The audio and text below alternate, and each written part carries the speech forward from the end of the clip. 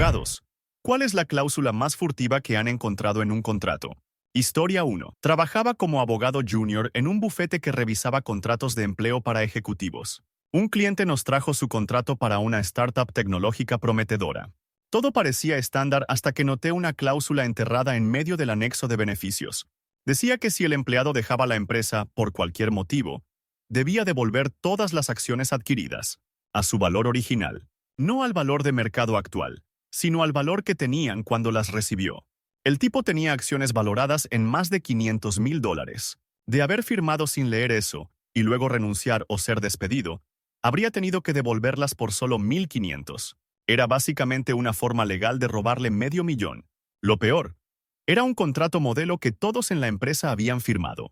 Historia 2. Una vez revisé un contrato de alquiler comercial para un pequeño café. Todo parecía bien, pero noté una frase curiosa. El arrendatario se compromete a adquirir exclusivamente productos de panadería a través del proveedor designado por el arrendador. Al investigar, descubrimos que el proveedor designado era la propia esposa del arrendador, que tenía una panadería mediocre con precios el triple del mercado. Si el cliente firmaba, estaría atado a pagar fortunas por panecillos duros durante 5 años. Presentamos una contraoferta y el arrendador se enfureció tanto que canceló el trato. Pero al menos no arruinamos el negocio del café. Historia 3. Me tocó revisar un contrato de confidencialidad para un freelancer que iba a trabajar con una empresa de videojuegos. Todo era bastante común hasta que, al final del documento, vi una cláusula titulada Cesión de derechos incidentales. Al leerla bien, decía que cualquier idea, código, diseño o concepto creado por el trabajador durante la vigencia del contrato pertenecería a la empresa, sin importar si estaba relacionado con el proyecto o no. En otras palabras, si a mi cliente se le ocurría una idea para otro videojuego, o incluso escribía una novela en su tiempo libre, la empresa podía reclamarla. Era un robo de propiedad intelectual disfrazado de NDA. Historia 4. Representaba a un músico que había firmado con una discográfica independiente. Me pidió revisar el contrato porque algo no le olía bien. Había una sección de obligaciones promocionales que parecía estándar. Entrevistas, redes sociales, giras. Pero al final, había una nota. El artista se compromete a colaborar con las acciones promocionales de la empresa en todos sus formatos, incluyendo pero no limitado a representaciones audiovisuales, actuaciones en eventos sociales y desarrollo de contenido viral. Al investigar, descubrimos que habían hecho que otro artista vestido de payaso participara en fiestas infantiles para promocionar su música. Literalmente. Lo peor, legalmente lo habían obligado. Historia 5. Una vez revisé el contrato de venta de una casa antigua en las afueras. El comprador, mi cliente, era un jubilado emocionado por mudarse al campo. Todo parecía limpio, hasta que en una sección titulada Obligaciones postventa, encontré que el nuevo propietario debía mantener el acuerdo de custodia compartida de los animales residentes. ¿Animales residentes? Resulta que los antiguos dueños habían dejado 2 caballos y un burro en la propiedad, y el contrato obligaba al nuevo propietario a cuidarlos y permitir que los ex-dueños los visitaran cada semana. Era un acuerdo de custodia estilo divorcio, pero con burros. Historia 6. Hace unos años revisé un contrato para una cliente que estaba emocionada por abrir su primer restaurante. Era una franquicia de comida rápida reconocida regionalmente, y le ofrecían una gran oportunidad de inversión. El contrato tenía más de 50 páginas, pero lo que me llamó la atención fue una pequeña cláusula dentro de la sección de requisitos de marca. Decía que cualquier modificación en la decoración, menú o incluso música ambiental debía ser aprobada por la empresa matriz. Hasta ahí, bien. Pero luego mencionaba que la franquiciada se comprometía a contratar un servicio de monitoreo de experiencia del cliente, provisto por la misma marca, con una tarifa fija del 5% de las ganancias brutas, no netas. Eso significaba que aunque tuviera pérdidas, igual debía pagar. Lo más escandaloso, ese servicio consistía en una persona que cada 6 meses hacía una visita de 20 minutos y luego enviaba un correo genérico con sugerencias. Básicamente le cobraban miles por aire. Le recomendé buscar otra franquicia, y a las pocas semanas, esa misma empresa fue demandada colectivamente por prácticas abusivas. Historia 7. Una vez asesoré a un joven ingeniero que estaba por aceptar un empleo remoto para una startup en expansión. El salario era bueno, el horario flexible y el contrato parecía transparente. Pero en una sección llamada Condiciones de desempeño, Se especificaba que el empleado debía utilizar únicamente el equipo proporcionado por la empresa. Nada raro. Pero más abajo, en letra diminuta, decía que ese equipo debía permanecer encendido y conectado a la red durante toda la jornada laboral, para fines de supervisión técnica y auditoría. Sospechamos y decidimos investigar. Resultó que las computadoras venían preinstaladas con un software de vigilancia que grababa la pantalla cada 10 segundos, registraba las pulsaciones del teclado y tomaba fotos desde la webcam cada 5 minutos, sin advertencia directa al usuario. Era completamente invasivo y, según las leyes locales, probablemente ilegal.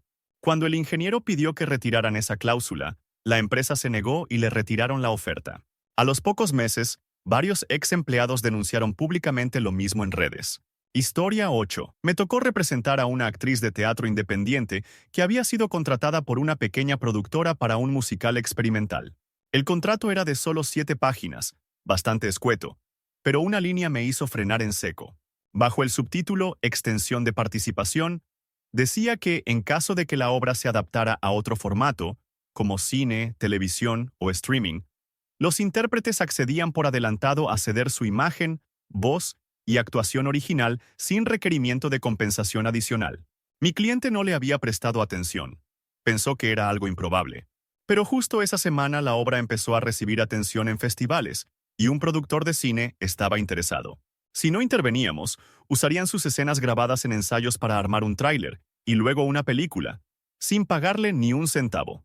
Logramos renegociar con ayuda de un sindicato, pero fue una lección brutal. A veces el peligro está en lo que parece demasiado hipotético para importar. Historia 9. Revisé el contrato de un cliente que vendía una pequeña empresa de jardinería familiar. Era una compraventa sencilla, herramientas, cartera de clientes, página web, pero el comprador, una gran empresa de mantenimiento, incluyó una cláusula poco común. El vendedor se compromete a no participar, asesorar o involucrarse directa o indirectamente en ningún negocio similar en un radio de 200 kilómetros por un periodo de 5 años. A primera vista parecía una típica cláusula de no competencia, pero el detalle era el asesorar o involucrarse indirectamente. Le pregunté al cliente si tenía familia o amigos en el rubro. Resultó que su hija estaba por abrir un vivero con su pareja a 100 kilómetros de distancia. Si firmaba ese contrato, no podría ayudarlos ni siquiera con consejos por teléfono. Lo que parecía una venta simple, en realidad era un cierre total de su mundo profesional. Lo discutimos con el comprador, quien dijo que era política de la empresa. Rechazamos el trato. 2 semanas después, otro interesado compró el negocio sin esa cláusula. El vivero familiar ahora es más exitoso que la empresa que lo quiso silenciar. Historia 10. Esta fue la más maquiavélica que vi. Un cliente influencer firmó con una agencia de representación para impulsar su marca personal. El contrato tenía cláusulas sobre exclusividad, comisiones y porcentajes. Todo eso era esperable. Pero había una sección al final que decía, el talento autoriza a la agencia a actuar en su nombre en situaciones de crisis reputacional, con total discreción y sin necesidad de consulta previa. Le pregunté si sabía qué significaba eso, y dijo que sí, que era por si había un escándalo. Lo que no sabía era que la agencia tenía carta blanca para hacer publicaciones, emitir comunicados o incluso pagar a medios en su nombre sin que él lo aprobara.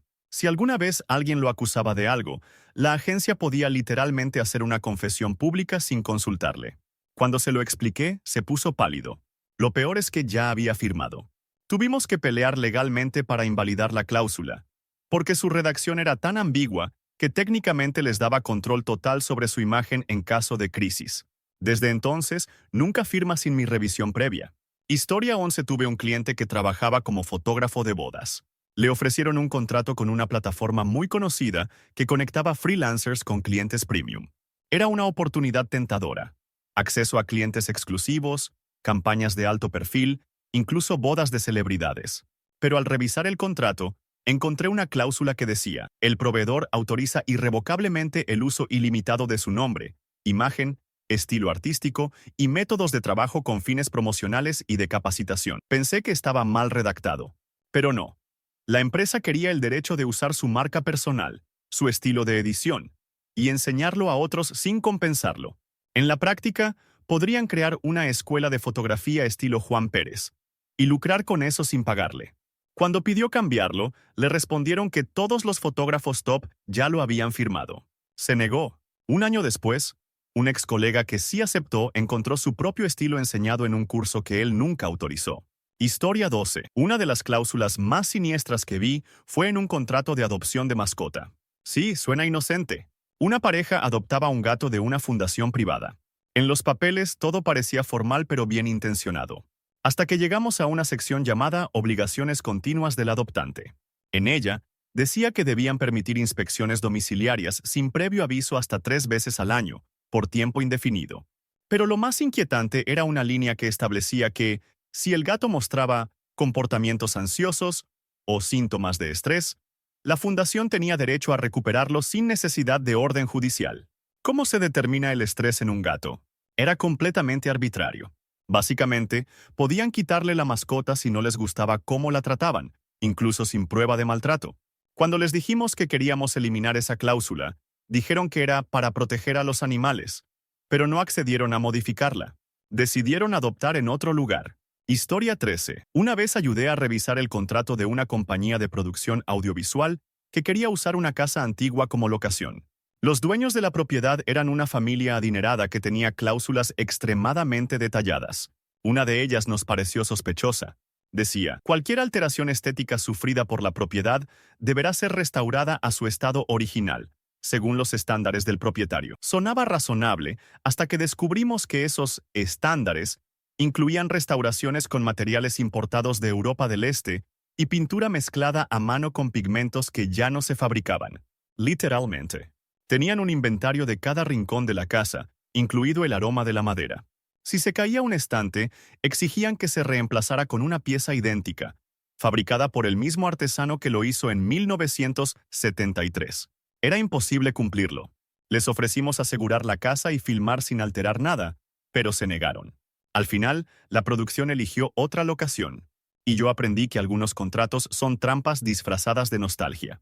Historia 14. Un joven chef me contrató para revisar un acuerdo con una empresa de delivery que ofrecía promocionar su nuevo restaurante. Era parte de una campaña para cocinas virtuales. Todo parecía beneficioso. Ellos se encargaban de la logística, marketing y hasta el empaque. Pero la última cláusula del contrato decía, en caso de que el establecimiento cese sus operaciones, el proveedor cede los derechos de su menú, nombre comercial y recetas asociadas a la empresa. Es decir, si el restaurante quebraba o cerraba, ellos se quedaban con el nombre, las recetas y hasta podrían seguir vendiendo su comida con otro chef. Le pregunté si sabía esto. Me dijo, pensé que solo era publicidad. Rechazó el contrato. 6 meses después, otro restaurante similar cerró y vi sus platos idénticos aparecer con otro nombre en la misma app. Historia 15. La cláusula más extraña que encontré fue en un contrato de colaboración entre un influencer de viajes y una cadena hotelera. En él se comprometía a alojarse gratis durante varias semanas a cambio de contenido promocional. Hasta ahí todo bien. Pero una cláusula decía que el colaborador se compromete a no generar contenido negativo, irónico o contradictorio respecto a las instalaciones, servicios u otros huéspedes, incluyendo pero no limitado a expresiones faciales, lenguaje corporal o entonación de voz. Lo repito, entonación de voz.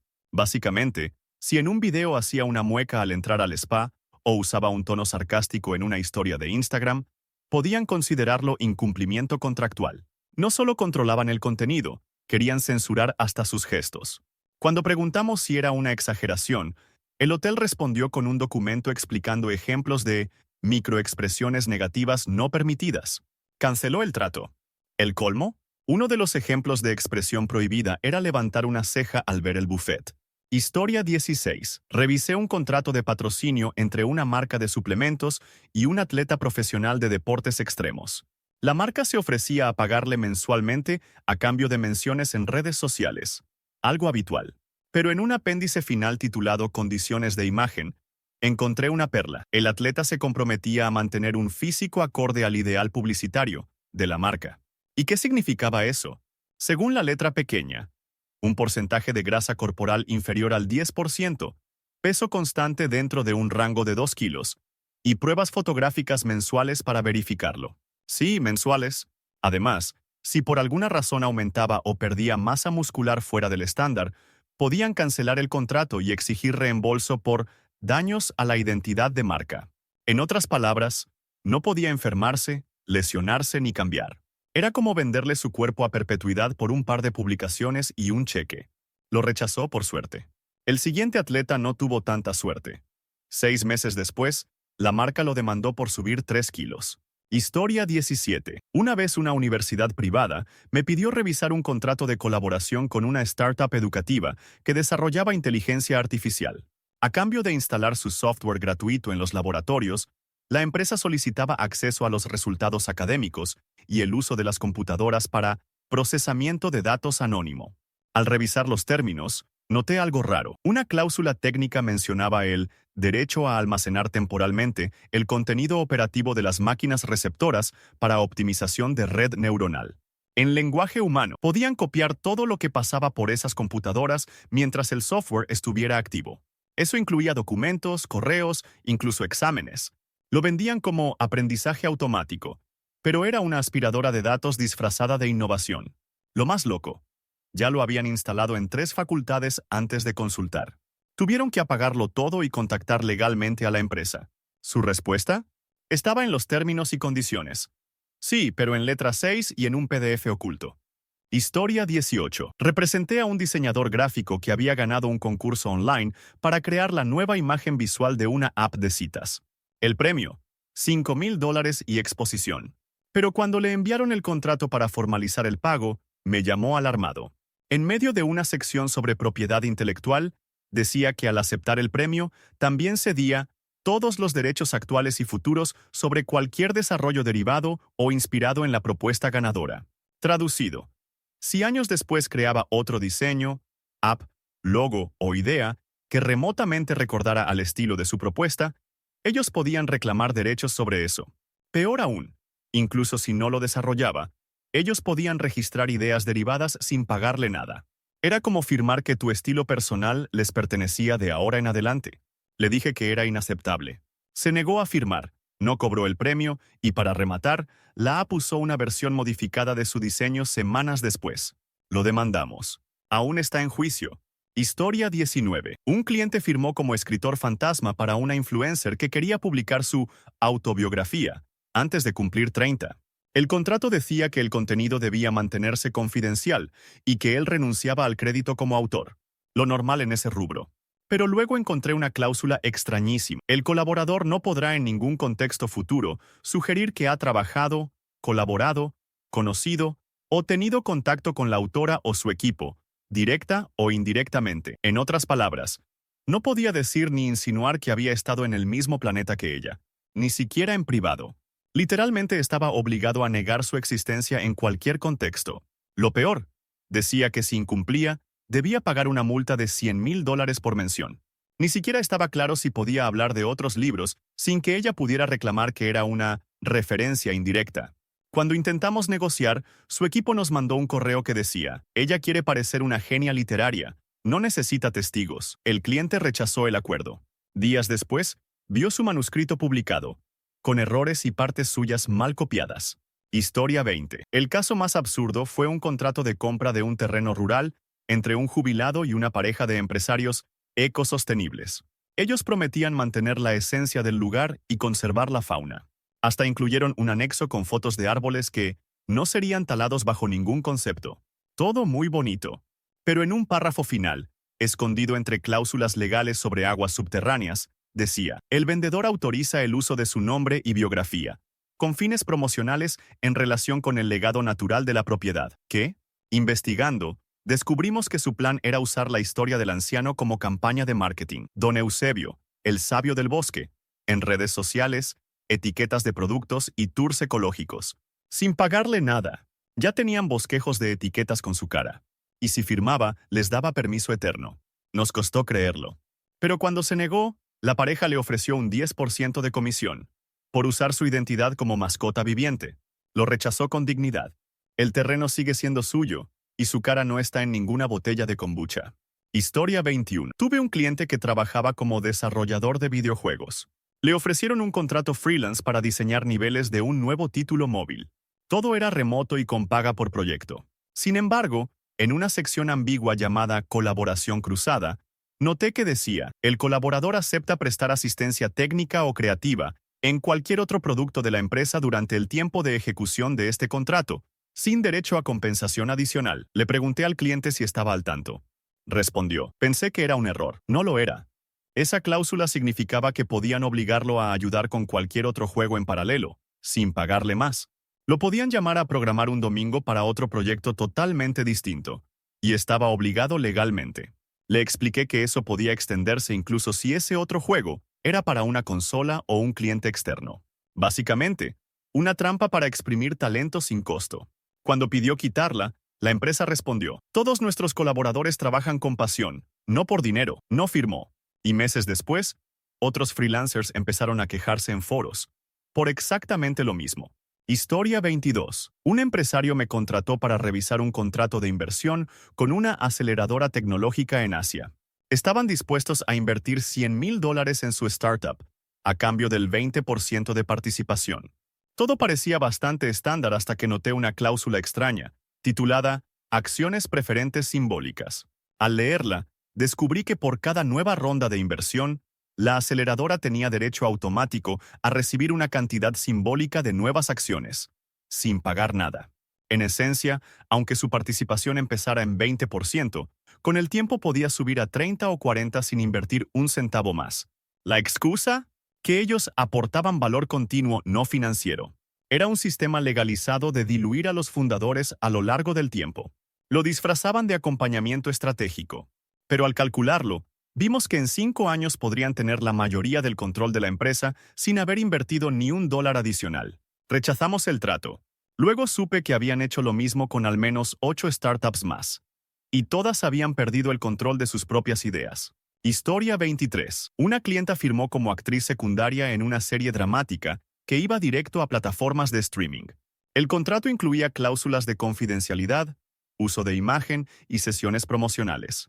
Todo parecía claro, pero al final del documento había un párrafo casi poético que decía, la artista acepta representar su rol en cualquier instancia futura que la obra requiera, física o simbólicamente, independientemente del medio o formato. Me encendió todas las alarmas. Investigando, descubrimos que los productores habían planeado incluir su personaje en una campaña de merchandising, como una figura de acción, stickers, GIFs y una IA con su voz que respondería en redes sociales. Y esa cláusula les daba derecho a hacerlo sin volver a contactarla. Ella pensaba que iba a salir en 2 capítulos, y ellos querían convertirla en un personaje virtual perpetuo sin pagarle ni avisarle. Canceló el contrato. A la semana, otra actriz apareció en el mismo papel. Lo más inquietante, ya estaban vendiendo tazas y pines con su rostro generado por IA. Historia 24. Una empresa nos pidió revisar un contrato para adquirir software especializado en análisis de datos. Era costoso, pero parecía una inversión sólida. El contrato incluía licencias anuales, mantenimiento técnico y soporte prioritario. Todo en orden. Hasta que vimos una cláusula titulada Condición de devolución anticipada del sistema. Decía que, si por cualquier motivo la empresa cliente dejaba de usar el software por más de 30 días consecutivos, la licencia se consideraría caducada y no habría reembolso.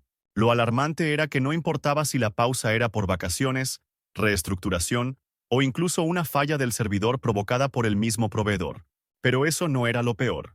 Resulta que cada día de inactividad se contaba si no se ejecutaba una función específica, que no estaba documentada. ¿Qué significa esto? Que si no hacías clic en un botón oscuro llamado Activar sesión, el software consideraba que no estabas usándolo. Una trampa perfecta. Le aconsejamos no firmar. Otro cliente sí lo hizo, y perdió miles por inactividad técnica. Historia 25. Una vez me llamó una mujer mayor porque había recibido un contrato de sesión de uso para una entrevista homenaje que una productora haría sobre su difunto esposo, un científico reconocido. Le ofrecían grabarla en su casa, usar fotos familiares y documentos para un especial educativo. Le pareció algo bonito, pero me pidió revisarlo por si acaso. En el contrato, una cláusula muy discreta decía, la sesión incluye el derecho de adaptar, modificar, dramatizar y explotar comercialmente el contenido, personajes y narrativa, derivados del material original. Le pregunté si sabía qué significaba eso. Me dijo, es una entrevista, no una serie de Netflix. Pues sí, Y no, con esa cláusula, podrían convertir su historia en una serie, película o libro, donde incluso su difunto esposo sería interpretado por un actor, y podrían modificar hechos libremente. Y no tendrían que pagarle nada. Cuando les pidió aclaraciones, le dijeron, «Es estándar en producción audiovisual». Ella respondió, «Entonces no soy estándar», y no firmó. Historia 26. Trabajé con una mujer que acababa de ganar un concurso de escritura romántica. El premio era modesto: publicación digital, una portada diseñada por la editorial y un contrato por posibles futuras colaboraciones. Estaba emocionada. Pero al revisar el contrato, algo me llamó la atención. Una sección titulada Derecho de continuidad emocional. ¿Qué significaba eso? Básicamente, si el personaje principal de su novela tenía potencial comercial, la editorial se reservaba el derecho de escribir secuelas, spin-offs, adaptaciones, incluso si la autora no participaba. Ellos podían contratar a otro escritor y continuar la historia de su personaje sin su aprobación, alegando que el personaje era parte del universo editorial. Lo más maquiavélico: si ella escribía algo parecido con otro nombre o editorial, ellos podrían demandarla por plagiar a su propia creación. Le expliqué que era como venderle el alma de su historia. Ella rompió el contrato antes de firmar. Un mes después, otra ganadora denunció públicamente que su personaje había sido transformado en protagonista de una novela erótica, que ella jamás escribió. Historia 27. Un cliente que trabajaba en el mundo del doblaje me pidió ayuda con un contrato para una película animada internacional. Le ofrecían un papel secundario, buen pago, y grabar desde casa. Hasta ahí, todo bien.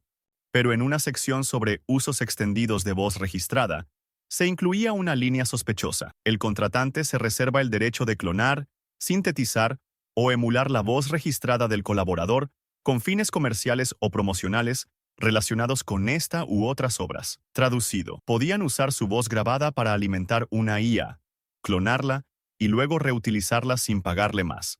Incluso para otros proyectos, otras películas o videojuegos. Era el equivalente a dejar su voz atrapada en un servidor para siempre. Él no lo sabía. Cuando preguntamos, el estudio dijo que era una práctica emergente para mejorar la experiencia del espectador. No firmó. Semanas después, apareció un tráiler con un personaje que sonaba inquietantemente parecido a él, pero con una voz sintética inspirada. Historia 28. Una mujer de 65 años me contactó luego de que su sobrino le pidiera firmar un documento simple para que pudiera heredar una vieja casa de campo familiar. Le dijeron que era por eficiencia notarial y que ella solo tenía que renunciar al usufructo. Pero en el documento encontré una cláusula alarmante. El firmante declara no poseer ni reclamar en el futuro derechos de propiedad, usufructo, ocupación, ni vinculación emocional patrimonial sobre el bien transferido y sus contenidos. Esa última parte, vinculación emocional patrimonial, era lo más turbio que había leído. Investigué y descubrí que lo usaban como argumento para impedirle volver a entrar, incluso como visita. Más aún, como habían incluido contenidos, ella renunciaba también a recuerdos, muebles, cartas, libros. Cuando se lo expliqué, se echó a llorar. Su sobrino había preparado un contrato para borrarla emocional y legalmente de la casa donde creció. No firmó y dejó de hablarle. A veces los contratos no rompen negocios, rompen familias.